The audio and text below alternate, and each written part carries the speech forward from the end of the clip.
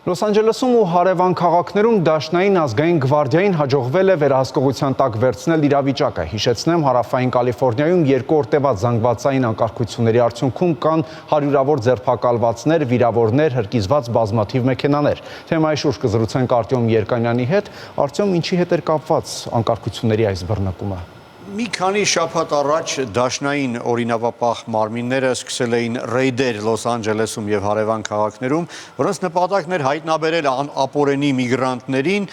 վտարել նրանց եւ նաեւ մեկուսացնել ազգային էթնիկ բանդաները։ Հարյուրավոր ապօրենի միգրանտներ են ձերբակալվել, դրանց թվում ի դեպ կան նաև հայեր, ինչպես Հայաստանի քաղաքացիներ, այդպես էլ այլ երկրների քաղաքացիներ, բայց հիմնականում իհարկե Լատինամական Ամերիկայի պետություններից տեղափոխված անձինք են, եւ քանի որ այդ ռեյդերը, այդ ձերբակալությունները տեղի են ունեցել արդյունքաբեր գազի կիրառմամբ, հատուկ դաժանությամբ, այդ միգրանտների հարազատները բողոքի ակցիաներ են նախաձեռնել, որոնք արդեն այլ բնույթ են ստացել եւ զանգվածային անկարգությունների բանը հասել։ Իսկապես հարյուրավոր մեքենաներ են հրկիզված, հիմնականում ոստիկանությանը պատկանող փողոցներում բարիկադներ էին կառուցում, հարձակվում էին իրավապահ մարմինների, գրասենյակների, ոստիկանության վրա հարձակումների փորձեր։ Եվ արդյունքում Դոնալդ Թրամփը որոշել էր Լոս Անջելես եւ հարևան քաղաքներ ուղարկել ավելի քան 2000 ազգային գվարդիայի զինվորականների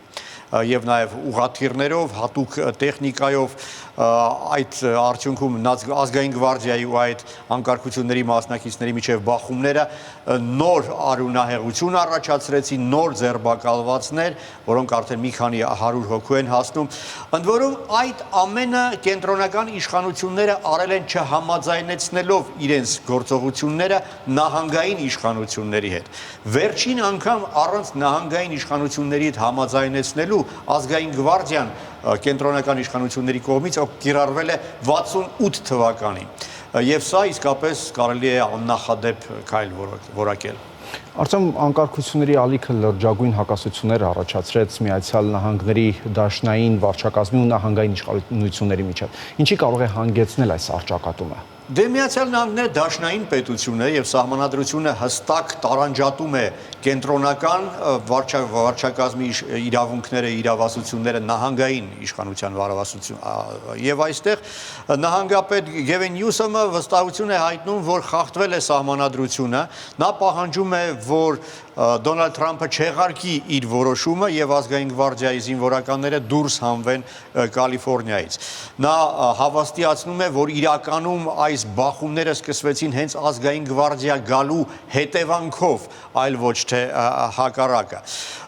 Եվ իսկապես շատ լուրջ լրջագույն առճակատում կա նահանգային իշխանությունների ու դաշնային իշխանությունների միջև։ Հետաքրքիր է, որ դաշնային իշխանության մասը կազմող սահմանապահ ծառայության պետը սպառնացել է, որ եթե նահանգապետ Գևին Նյուսոմը եւ Լոս Անջելեսի քաղաքապետ Կարեն Բասը խոչընդոտեն այս գործողություններին, նրանք կձերբակալվեն։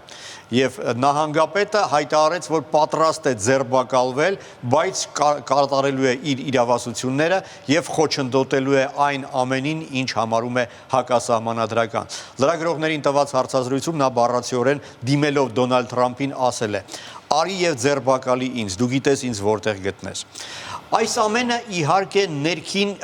քաղաքական պրոցեսների ենթատեքստում է պետք դիտարկել։ Կալիֆոռնիան Միացյալ Նահանգների կարևորագույն նահանգն է։ Լոս Անջելեսը Միացյալ Նահանգների 2 կարևորագույն մեգապոլիսներից մեկն է։ Եվ այստեղ կարևոր է, որ եւ ողջ Կալիֆոռնիան, եւ մասնավորապես Լոս Անջելեսը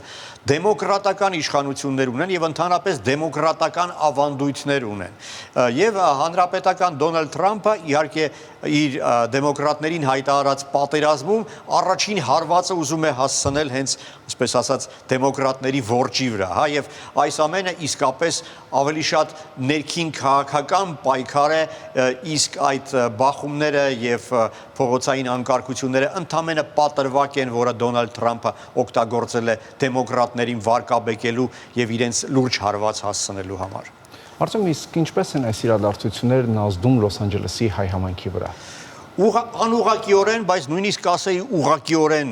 ազդում են։ Բանն այն է, որ դաշնային իշխանությունները եւ հանրապետական կուսակցությունը միգրանտներին որպես չարիք ներկայացնելու իրենց ձգտմամբ օգտագործում են նաև հայկական թեման։ Մասնավորապես մայիսի ընթացքում Գլենդելում, հյուսիսային Հոլիվուդում եւ Լոս Անջելեսի մյուս արվարձաններում անց է կացրել ռեյդեր հայկական էթնիկ հանցավոր խմբերի ոչնչացման նպատակով։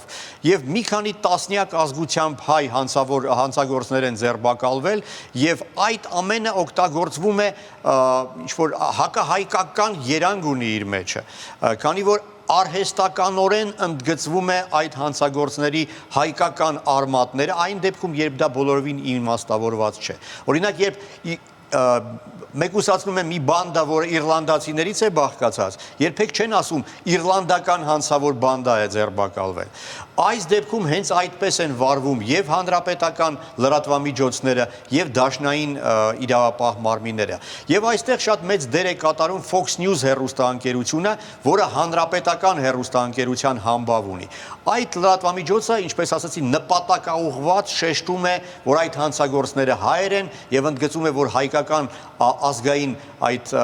հանցավոր խմբերը չարիք են եւ խնդիր են ստեղծում ողջ Կալիֆոռնիայի, Լոս Անջելեսի եւ ընդհանրապես Միացյալ Նահանգների համար։ Այն դեպքում, երբ հայկական էթնիկ հանցավոր խմբերը ու պարզապես չեն էլ երևում չինական, լատինամերիկյան, աֆրոամերիկյան հանցավոր խմբերի ֆոնի վրա։ Եվ այստեղ ակնհայտ միտում կա, որը Լոս Անջելեսի հայերը նկատում են եւ իհարկե մտահոգված են։ Եվս մի հանգամանք, Լոս Անջելեսի քաղաքային խորհրդի նախկին նախագահ, այժմ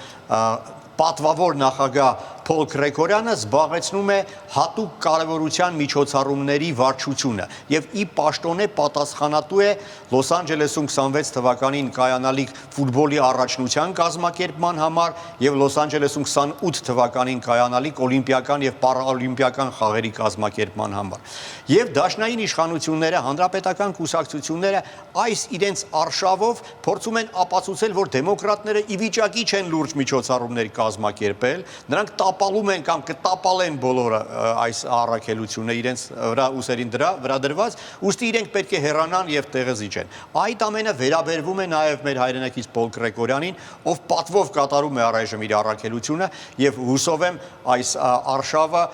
իրեն չի խանգարի շարունակել այսուհետ եւս կատարել այն գործը, որը ստանձնել է,